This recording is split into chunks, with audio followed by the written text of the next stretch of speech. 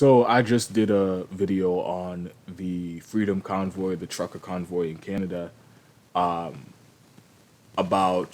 the the alarming reaction from the Canadian government and the emergency powers that they granted themselves to crack down on peaceful protesters.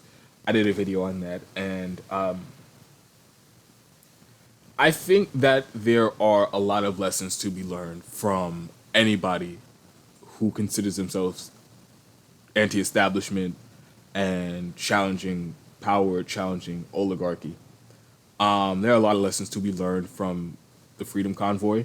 They organized this direct action against the vaccine mandates and the vaccine passports in Canada. And on principle, on the substance, they're correct. They were correct to do that. I support that sort of direct action. I've gone over this a couple times on the show before. These mandates make absolutely no sense. They're completely arbitrary edicts and dictates coming from public health officials and politicians to control people's lives. They have absolutely no justification for doing these policies. They don't improve the lives of the public. In many ways, they can be harmful to members of the country. And also, on principle, they just violate people's civil liberties and their rights, and so they should be opposed. I've gone over this a couple times, and I don't want to spend too much time on this. Vaccine passports make absolutely no sense. You're going to segregate a portion of society and allow them entry into everyday activities like going to a restaurant, going to a bar, going to a club, going to movie theaters, participating in everyday life. You're going to deny people access to those things because they refuse to submit to an unnecessary medical procedure. And that right there by itself, it's wild. But on logic, it still makes no sense because say you're one of those people who like, take my freedoms, take my liberties, I'm scared or whatever. On logic, it still makes no sense because the reason you're keeping those people outside of those activities is because you think they could spread the virus, right? But when somebody just shows you a piece of paper that says they got vaccinated, they could still, those very same people could walk right into that same building, that same establishment, and spread the same virus that you are allegedly keeping other people out to prevent from spreading in there. So it makes no sense. You can be vaccinated, show you proof of vaccination, and still go in there and infect people. So vaccine passports, on logic, make no sense, and of course they violate people's rights and liberties. The vaccine mandates, same thing. You can't tell me, we're going to force people to get a vaccine to stop the spread of the virus, but when you get the vaccine, you can still spread the virus. So why are you going to force people to, again, undergo an unnecessary medical procedure that they do not want to undergo when they ultimately can still spread, and can and still will, that was not English, they can, will, and they'll still spread the virus just as if they weren't vaccinated. They'll still catch it and spread it. So it makes absolutely no sense. So these policies are right to be opposed, because for a very long time in Canada and many other places around the world, people are too complacent. And so these politicians and these public health officials come out with these edicts, these dictates, that aren't based in science, completely arbitrary and made up. But because enough people are so afraid because of the fear mongering, they'll just go along with it, as many people have for the last 2 years. And you see, when they get pushback, they can't explain themselves. Because if there was any justification, real scientific evidence for behind these policies, why not explain it?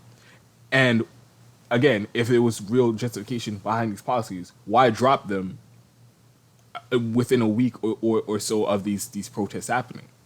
It's because there is no defense of it, and to keep them up while you have people shutting down business as usual, threatening capital, it makes no sense. So all that was to say, whatever you think about these truckers, their tactics are effective. They got what they wanted for the most part, and they did it fairly quickly. So there's a lot of lessons to be learned here, from anybody who wants to challenge the establishment.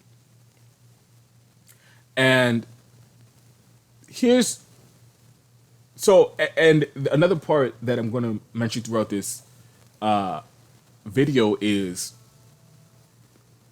this really is just yet another example, irrefutable example of how, and I want to say it's the nail in the coffin, the debate ender in this ongoing feud about whether or not it makes any sense at all to continue to pour tens of millions of dollars, hundreds of millions of dollars into this failed strategy of electoral politics, and countless time and energy and resources into that useless endeavor, or should we be doing it, reallocating all those resources to something productive and will get us closer to policy wins like direct action, similar to the Freedom Convoy.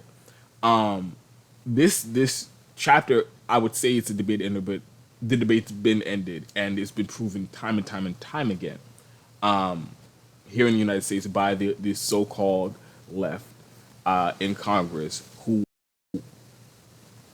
are indistinguishable from the rest of the corporate Democrats and the establishment politicians. But like I said, it's just another irrefutable example.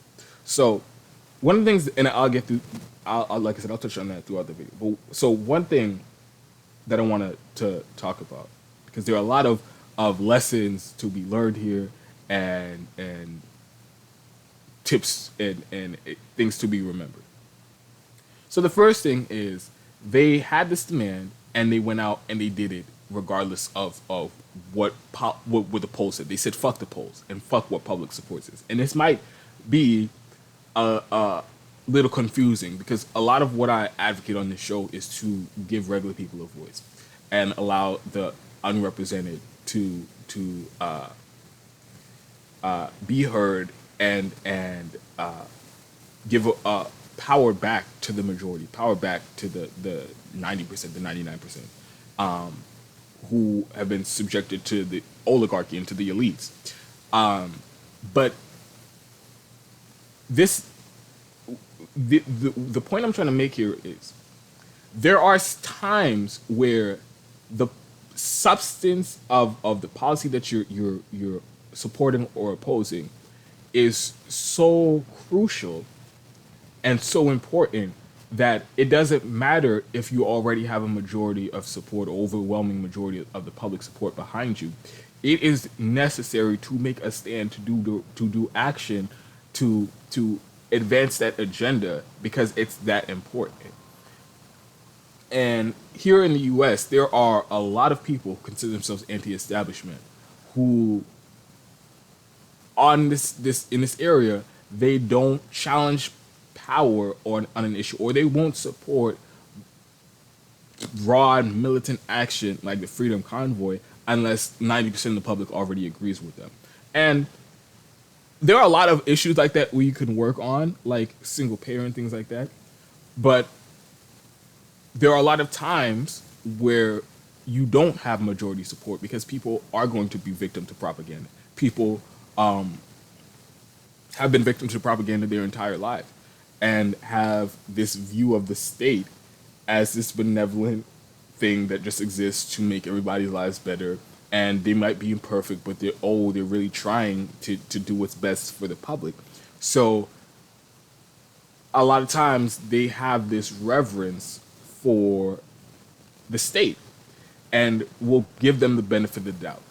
And I don't want to make this whole thing about the defund the police, but that was a very good example. We all see, and especially in the summer of the year 2020, when all those protests were going on, and we saw how lawless and unaccountable and gratuitously violent and out of control, not one police officer, not a handful of police officers, not a percentage of the department, entire precincts and entire departments descended on cities across the country to violently brutalize people who were in the streets protesting against the way that police brutalize people. And we saw that en masse. We saw that these people who are supposed to be enforcing the law are the most lawless and most out of control and the most violent. And yet they have the badge, they have the gun, and they have the monopoly on violence. So it is, in a sane world, that sort of dynamic should not exist.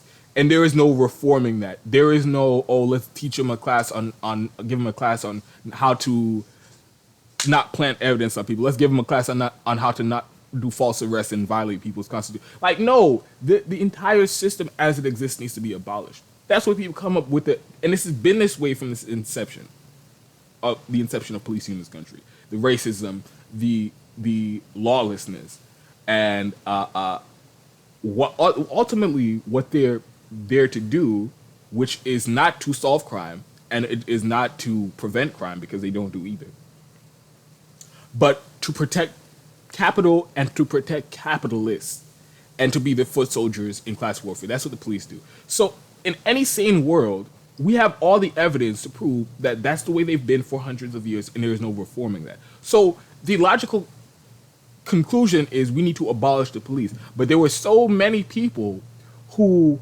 were buying into the propaganda from mainstream media about how unpopular the phrasing is, and we want police reform and we want to deal with the issue of police brutality, but we can't say abolish the police. We can't advocate for that policy position. We can't agitate and do direct action around that policy position because some people might not like it and it might make some people uncomfortable.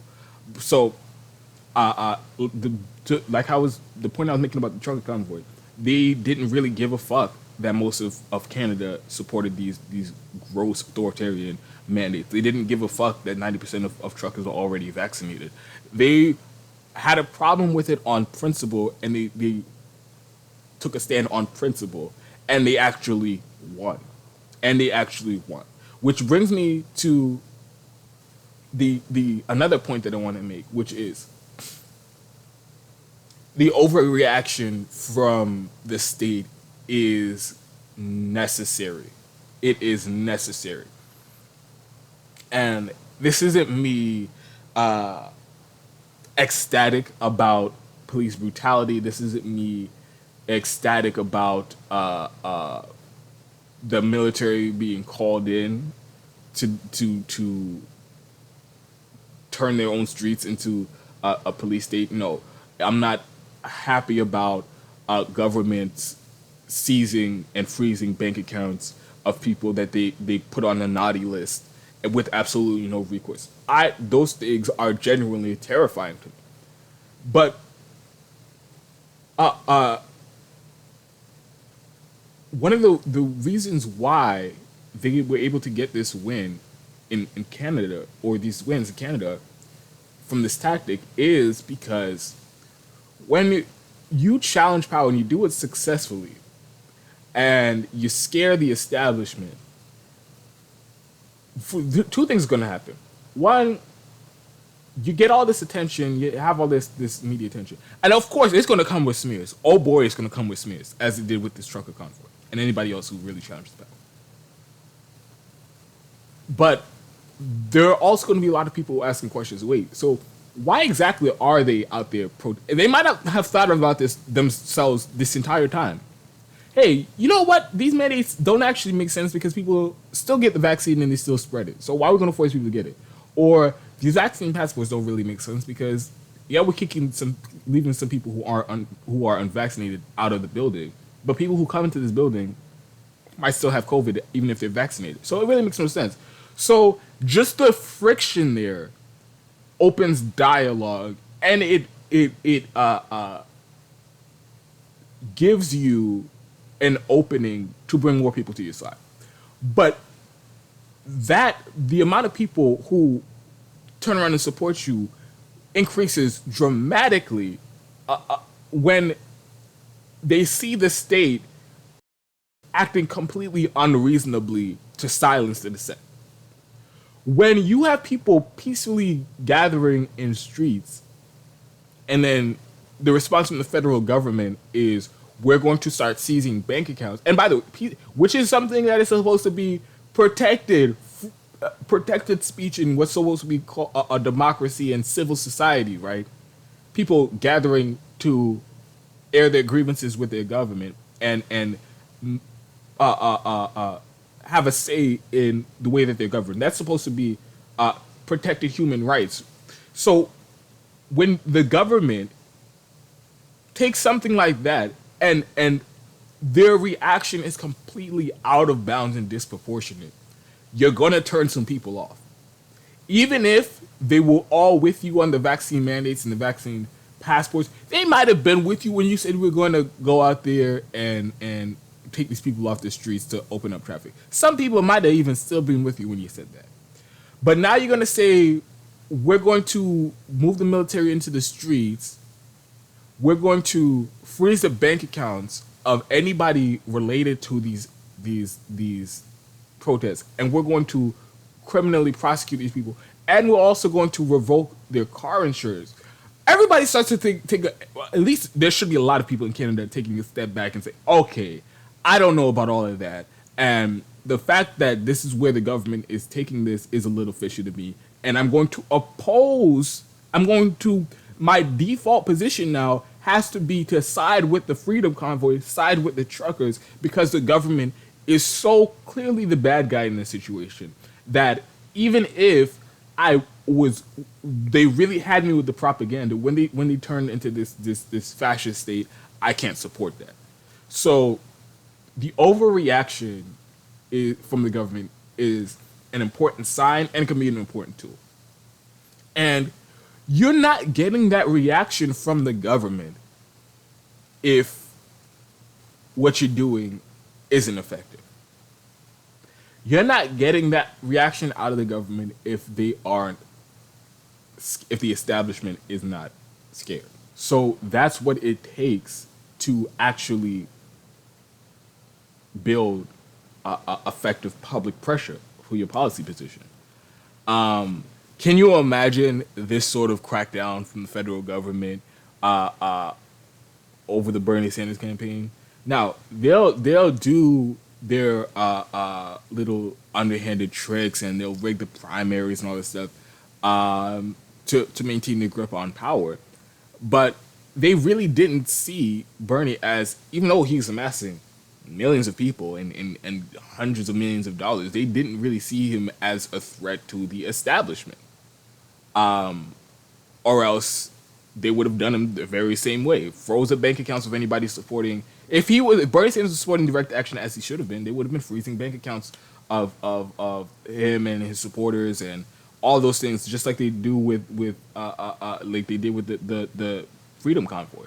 They want to cut them off at the knees, but they didn't really see that way. They don't see people supporting AOC as the same sort of a threat as people shutting down business as usual. So they don't get the same response. And another point I want to make is, look how fast they got what they wanted. Look how fast they got what they wanted. We've been told, you guys are so unrealistic. You guys are childish because, yeah, tens of thousands of people are dying every single year because they can't afford basic healthcare in the richest country in the world. But do you think we're going to do anything about that in the next 10 years, next 20 years? We're here to play the long game, baby. We're talking about, we'll maybe get single payer on the over while we're standing on the mountain of millions and millions of dead people. That's the only way it's going to happen. So if you think it's going to happen before then, you're crazy. That's what we've been told, right? By all the people who are hell-bent on committing to this useless reform of the Democratic Party, or really electoral endeavors to change, to bring about real radical policy change that we need. All those people would tell us we can't make a substantive, tangible change in a matter of weeks, in a matter of months. It's impossible. That's what they tell us, right? But what happened with the trucker convoy? Now you can say it's a smaller ask. It is a smaller ask. If something like this would happen in the United States, I would hope that there would be bigger ask than to just remove the COVID policies of the last 2 years. Because like I always say that before COVID, the situation was untenable for way too many people in this country. I would hope we'd have bigger asks. But still, we're talking about the tactics here. They had their demands, they made their demands, they shut shit down, and provinces all over Canada have met them on their demand. So we can do all those. We can at least try for the same thing here. And if we need bigger disruption to get bigger policy demands, then let's do bigger disruption. But this whole idea of let's not even do any of that and then focus on electoral politics makes absolutely no sense. Makes absolutely no sense. So people who support this idea of radical change through electoral politics, the numbers are as favorable to the best conditions that you could possibly ask for that I've seen in my life, and still nobody's moved a fucking needle towards any of the policies that we need. Democrats control the House, Senate, and White House. So all the vote blue no matter who people. This is go time, right? We're supposed to be knocking out all these. The country's supposed to be fucking completely transformed at this point. We're over a year into Democrats controlling the House, Senate, and the White House. Oh, you mean to tell me they're doing the same policies as the Republicans? In fact, a lot of times they're exacerbating those policies. Okay, so that's proof positive that it does not work, right? Oh no, we just got to keep doing. Got to vote even harder for some more Democrats. Other people who are talking about reforming the Democratic Party and getting just enough progressives in there that they can really make a stink and make some real policy demands. Okay, that's what we have right now. Bernie Sanders in the Senate, he could hold up legislation. He could make demands. He was the one who wrote the stimulus bill. He could have wrote whatever he wanted and put it into the stimulus bill. Of course, the Justice Democrats and the way that the numbers are in the House, they have the numbers to veto. They basically have veto power in the House because, especially when it came to must-pass votes like the Speaker vote during the whole force to vote saga, Democrats could not see the Speaker of the House without the votes of the Justice Democrats. And what the Justice Democrats do, gave them their votes for absolutely nothing. Not a floor vote on Medicare for all, much less even try to pass it. So this is them showing you, hey, even when we have the numbers, we're going to find some way to acquiesce to the establishment. We're going to find some way to not do what you want and to push incrementalism instead. But still, people will tell us we can't abandon that. Here we go, 2022, another election cycle. And those same people are still trying to sell us, oh, we need to go donate to some more politicians. We need to go knock on doors and volunteer for some more politicians. You are out of your fucking mind if you think that's the way we get change, especially after you just saw what happened with that Freedom Convoy. And I'm getting close to questioning the sincerity of people. Because they're like, at this point, they're being obtuse on purpose. And every single time there's evidence that shows the way to go is direct action. And not direct action, not half and half direct action and electoral politics, which is their favorite cop-out. Even though they do absolutely nothing for direct action and they completely focus on electoral politics. They want to pretend like, oh, it doesn't have to be a false choice. No. We have finite resources. We're not funded by billionaires and multi-trillion-dollar corporations. That's not how it goes over here. We don't have endless amount of people who are up on politics and the corruption and engaging in direct action and engaging in politically engaged on the ground and talking to people. We don't have unlimited amount of those things. So if you mean to tell me we need to split it between the thing that is definitely not working and neglect the avenue that promises the most results, I think you're I just think you're being obtuse on purpose at this point. I keep trying to give people the benefit of the doubt, like, oh, this is just they're really stuck on this way. They're really committed to this. They've been doing this for a while, and they really want to see this through. I've been trying to give people the benefit of the doubt, but at this point, it seems like you're on purpose ignoring all the evidence that disproves your theory of change, and you're just. I don't want to say grift because people will throw that word around, but it just feels like a grift at this point. You stake your position, and you have money coming in and support coming in by supporting this so-called reform of the Democratic Party, even though it produces no results. And it seems like you are fighting against everything else that is proven to work just so you can keep this charade going. And I'm starting to get like I'm running out of patience with people still pushing this bullshit. So let this Freedom Convoy be yet another example to show you that change is going to come from the streets. And don't let anybody else tell you, oh, no, we just got to vote for more Democrats. They're full of shit. They're full of shit. They're going to take your money. You're going to vote for some Nina Turner. You're going to give another $4 million to Nina Turner. She wins a race, and then she go to Congress and do not a fucking thing for you. Or you could support direct action, similar to the Freedom Convoy, and see where it takes you. See where it takes you. See what you get out of it. See what happens in 3 weeks. See what happens in 2 months. If you're out there protesting for Medicare for all, or single payer. If you're out there advocating to legalize marijuana, agitating in the streets to end the wars, you'll see what happens, and give that like 6 months time. I want everybody to completely give up on electoral politics and try to fund direct actions and support direct actions like that freedom convoy, and see where we're at in 6 months time. Even if we don't get those policies, even if we haven't gotten those policies, we'll be a whole lot closer than doing this bullshit. This merry-go-round, this endless wheel of supporting. Oh, this guy says he's saying all the right buzzwords. He said Medicare for all. Let's give him a bunch of money. Oh shit, he went to Congress and he's kissing Nancy Pelosi and Joe Biden's ass. Oh fuck, who could have guessed? Stop it.